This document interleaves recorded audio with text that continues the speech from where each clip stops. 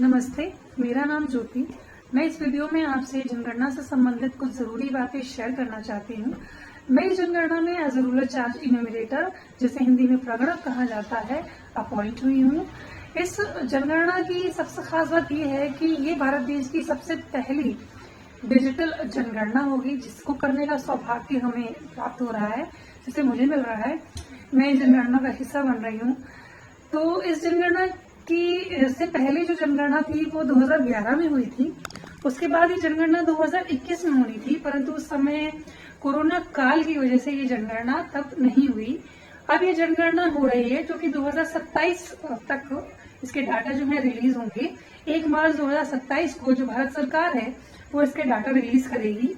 और ये जो जनगणना है ये 3 फेजेस में चलेगी, जिसका पहला फेज शुरू हो गया है। पहला फेज जो है इसका वो 7 मई से 21 मई के बीच रहेगा, जिसमें आपको अपना सेल्फ इन्यूमरेशन करना है, मतलब आपको अपनी स्वगणना करनी है।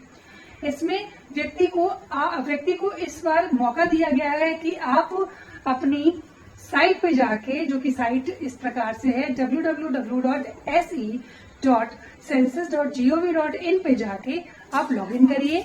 वहां पर आप अपना मोबाइल नंबर डालिए, कैप्चा डालिए।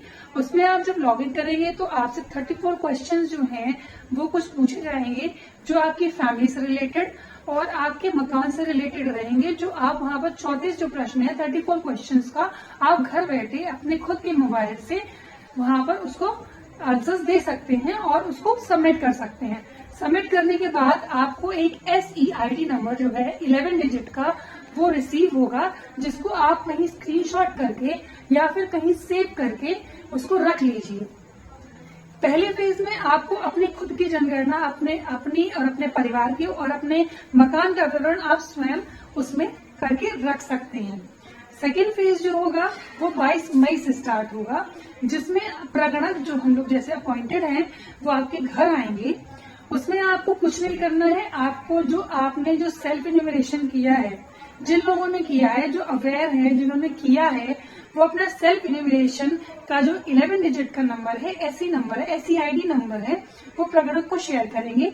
वो HLO ऐप पे प्रगणक उस नंबर को डालेगा, तो आपकी जो जनगणना है वो पूर्ण हो जाएगी। आपने अपनी जनगणना खुद कर ली, लेकिन जब तक सेकेंड फेज में प्रगणक आके नहीं करेगा उस जनगणना को, तब तक वो आपकी पूर्ण नहीं मानी जाएगी। जब प्रगणक उस SEID नंबर को उस ऐप पे डालेगा, उसको सबमिट करेगा, उसको सिंक करेगा, तब आपका जो डाटा है वो भारत सरकार के पास, आपकी गिनती जो है, गणना जो है वो काउंट हो जाएगी। थर्ड फेज जो रहेगा